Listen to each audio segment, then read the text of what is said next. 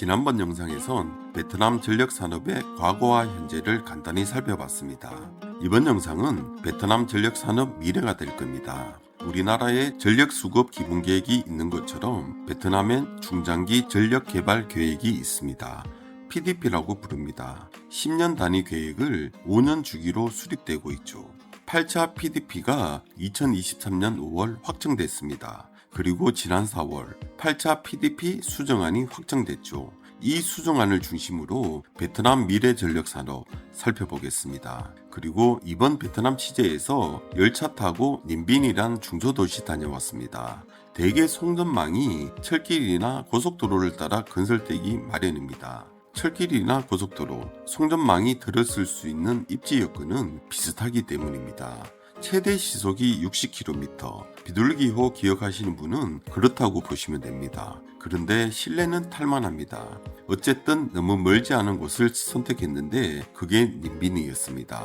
앞선 역사에서 잠깐 다뤄봤지만 베트남 왕조시대 최초의 수도였다고 합니다. 의도적으로 간 건 아니고 가보니 그곳입니다. 지도에서 보시는 것처럼 남부에서 북부로 이어지는 송전망 관문일 겁니다. 반드시 지나갈 수밖에 없는 지리적 요충지라고 보시면 됩니다.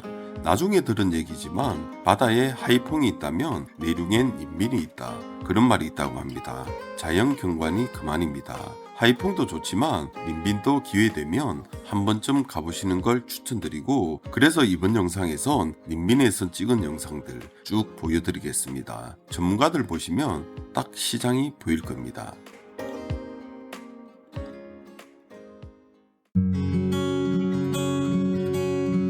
지난 4월에 발표된 8차 PDP 수정안에는 뭐가 담겼을까요? 먼저 경제 성장률이 중요합니다. 경제 성장률을 바탕으로 전력 수요 전망이 나오고 그에 맞춰 발전 설비 계획과 송전망 계획이 나오기 때문이죠. 2030년까지 경제 성장률은 연간 10%로 전망됐습니다. 이걸 바탕으로 전망한 전력 수요는 2023년 281테라와트 아워에서 2030년 557테라와트 아워였습니다. 이를 바탕으로 전망한 발전 설비는 80기가와트에서 236기가와트입니다. 그런데 조금 이상하죠. 전력 수요는 2배 늘었지만 발전 설비는 3배나 늘어납니다. 왜 그럴까요? 이용률이 낮은 재생에너지가 대거 포함됐기 때문입니다. 다들 아시다시피 화력 발전은 24시간 가동이 가능하지만 재생에너지는 그렇지 않거든요. 그래서 재생에너지 보급이 늘어나면 늘어날수록 발전 용량은 더 많아져야 하는 겁니다. 그러면 본격적으로 발전 원별 계획을 들여다보겠습니다. 2030년 베트남 주력 발전호는 태양광이 될 겁니다. 화면으로 보시는 것처럼 비중이 무려 31%까지 늘어납니다. 그리고 수력 발전과 가스 발전이 18%로 뒤를 잇습니다. 다음으론 풍력 발전이 16%까지 확대됩니다. 또 눈에 띄는 것은 원전입니다. 2030년 준공이 목표라는데 그렇게 된다면 비중은 2% 정도 될 겁니다. 우리가 뭘 공략해야 할지 답이 나오죠. 그래서 정리해보면 2030년까지 베트남 전후는 화력과 수력을 유지하면서 재생에너지 보급을 확대하는 그런 방향으로 이어질 겁니다. 모두가 완벽할 수 있나요? Oh my gosh. 나도 모르게 그만. 일단 해보는 거죠. 오늘은 3층까지만 할게요. 누가 이리 문을 열어놨지요? 서로 커버 해주면 되잖아요. You know? 중요한 건 하려는 마음이니까. 아껴보려는 그 순간이 이미 센스니까. 우리 함께해요. 베트남 탄소 중립은 2050년입니다. 2021년 베트남은 COP26에서 2050년 탄소 중립을 선언하게 되죠. 화면으로 보시는 것처럼 8차 PDP에 탄소 중립 계획이 반영되어 있습니다. 먼저 태양광입니다. 2050년 태양광 용량은 295기가와트에 이릅니다. 베트남 태양광 잠재량이 무려 963기가와트에 이를 것으로 추정되고 있습니다. 풍력은 2050년까지 최대 기가와트까지 보급됩니다.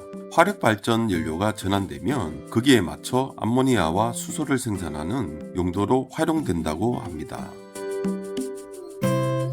그러면 2050년 화력발전은 어떻게 될까요? 현재 주력 전원인 석탄 발전은 2030년부터 신규 건설이 중단됩니다. 그리고 남은 수명까지 암모니아 혼소나 전소로 전환된다고 합니다.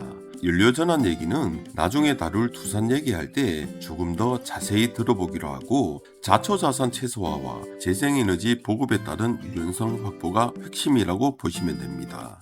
그러면 가스 발전은 어떻게 될까요? 당장은 보급 확대에 초점이 맞춰집니다. 고속 성장에 따른 전력 수요에 대응하고 재생에너지 보급에 따른 유연성을 확보하기 위한 것이죠.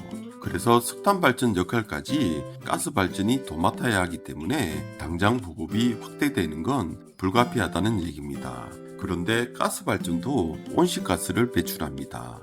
그래서 2035년부터 가스 발전 신규 건설이 중단됩니다. 그리고 연료도 수소로 전환되죠. 그런데 가스 발전이 확대되면서 연료 수급은 풀어야 할 과제로 떠올랐습니다. 물론 베트남이 산유국이기 때문에 연료가 생산되지만 양이 많이 부족하다고 합니다. 그래서 당장은 수입으로 대체하고 수소 혼소나 전소로 수요가 줄어들면 자급자족하겠다는 것이 베트남 정부 청사진입니다. 가스발전 얘기는 두산편에서 조금 더 다뤄보겠습니다. 그리고 원전의 경우 한전이 준비하고 있으니까 그때 심도 있게 다뤄보기로 하겠습니다. 마지막으로 베트남 전력망 살펴보겠습니다. 베트남 송전망은 2023년 기준으로 26,859km입니다. 2030년까지 2배인 28,251km를 새롭게 깐다고 합니다. 그렇게 되면 2030년 베트남 송전망은 55,110km에 이르게 됩니다. 그리고 2050년까지 24,992km를 더 깔면 8102km에 이르게 됩니다. 그런데 재생에너지 비중을 고려하면 송전망이 턱없이 부족해 보일 겁니다. 다른 이유가 있습니다. 초고압 직류송전 HVDC 건설이 계획돼 있습니다. 2030년 건설을 시작해서 2050년까지 39기가와트 규모로 건설됩니다. 거기다 2036년부터 2050년까지 초고압 교류송전 HVAC를 키로나 깐다고 합니다. HVDC 도입에 대한 검토를 최근에야 시작한 것으로 알고 있어요. 그래서 관련된 법률 개정, 그러니까 타국 사례들을 현재 연구하고 있고, 지금 저희가 지난 4월 베트남 송전공사와 MOU를 체결했거든요. 그래서 거기에 대한 스터디들, 법령을 새로 만드는데 어떠한 커멘트들이 있는지에 대한 조언을 많이 구하더라고요. 그래서 그 부분들 같이 연구하고 있습니다. 그래서 베트남 초고압 송전 시장, 우리가 공략해야 할 시장이 되지 않을까, 그런 생각이 들었습니다.